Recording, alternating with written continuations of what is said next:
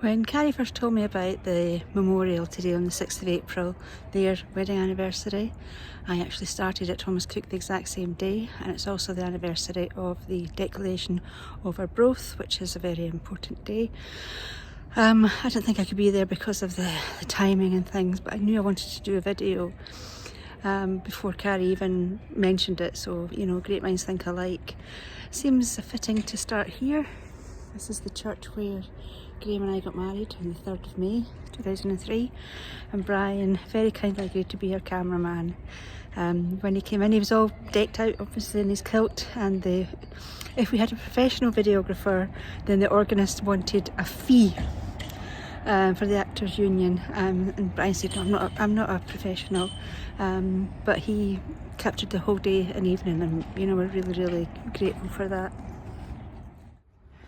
I also realised that most of the people attending today might not have ever been to Scotland, and if they have, might not have been to Falkirk, and certainly not Grangemouth, where Brian was born and brought up, and he and Carrie spent the first few years of their married life.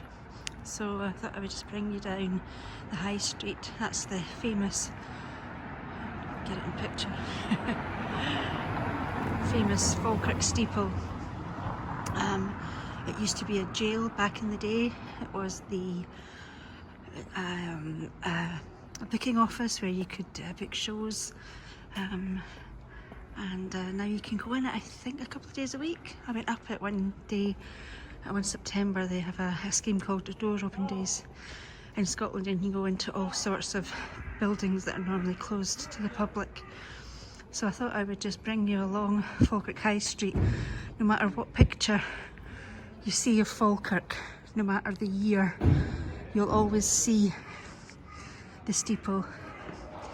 Falkirk is also where Iron Brew was invented. The factory was here, and there's all sorts of stories about the invention of it, and a horse, and all sorts of stuff. So this is Falkirk.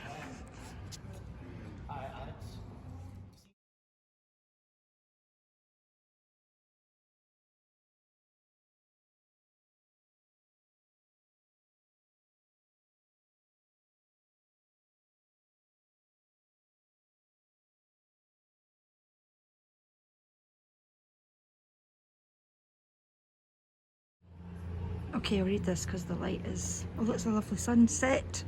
I don't think you can see it. So, the town of Falkirk has had a steeple since the late 16th or early 17th century. The current steeple is the third Falkirk steeple, but only the second one to occupy this site.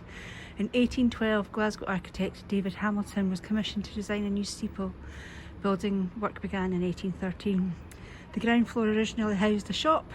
Above this was a small room originally occupied by the town's jailkeeper. The next two rooms above were used as a prison cells until around 1860. The heavy wooden doors and iron bolts can still be seen. The upper floor contained a meeting room with impressive views along the high street. The new 140-foot steeple was completed in 1814. The steeple bell carried the inscription, "May Falkirk Flourish." In 1927, a lightning strike damaged the top 40 feet of the steeple, with repairs being made the following year. The steeple was fully refurbished in 2016 as part of the Falkirk THI project. There's a wee steeple timeline, and this was the old marketplace. There's actually a street nearby called Cow Wind, and that's where the cows used to be wound. I don't know. There'd be some sort of market, I'm sure.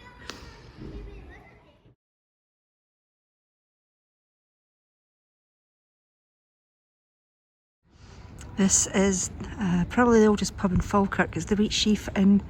It was established in 1797, which is Outlander stroke Rabbie Burns time. It's a great wee pub actually, we go in it a lot. I've come down to the bottom of the high street. Robert Burns slept here 25th of August 1787. He got around. Okay, that's where Robert Burns slept, and I'm down at the bottom of the high street. There's the steeple. I'm only involved in this one because they've finally knocked down all the shopping centres that are here. This is going to be the new town hall, community centre, event space, concert venue, etc. It's a bit ugly just now, but hopefully it'll be beautiful.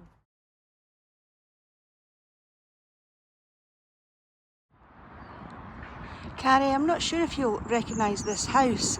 It's called Arnottdale and it's in Dollar Park, where Graham and I came to get our pictures taken after our wedding.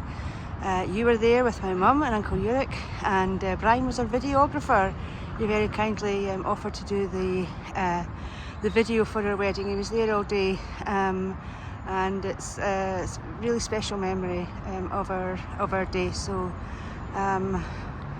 thank you, and thank you to Brian. I'm trying to think. Let's see. Oh, the house at the time wasn't open, but it did open in recent years and was a cafe, although it closed down as a cafe a couple of years ago.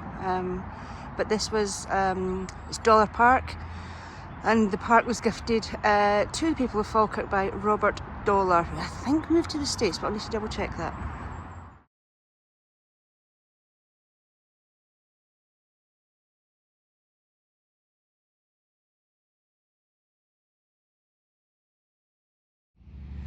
This is Calendar House, famous all over Falkirk. Parts of it date from the 14th century, but the one that you see was completed in about the 18th century. Very historical house. You can actually get married there now. When I was growing up, you couldn't go into it. It was bought by Falkirk Council, I think, in the 1960s, and then they did it up in the probably the late 20th century, and you can go in and there's a tea room and archives and everything. It's a beautiful building. It's in the estate called Calendar Park. It's part of it. There's a boating pond over there. Lots of different things. It's not a particularly nice day today, but I love to see the daffodils, the daffies. I always know that spring's coming when I see the daffodils coming out. And just down there was my high school. It's moved further along the road a wee bit. There's houses built there now, but that was my school. So I spent a lot of lunch breaks here in the park. A lovely place.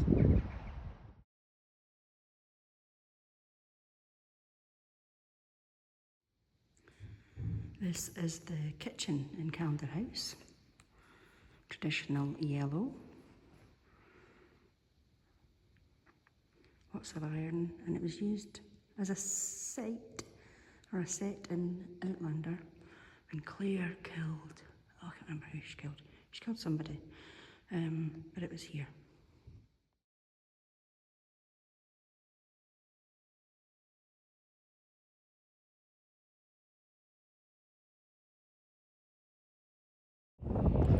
Mary Queen of Scots visited here, and the daughter of the owner of Calendar House was one of the four Marys, which is Mary's friends and companions. They were all called Mary, so they were called the Four Marys.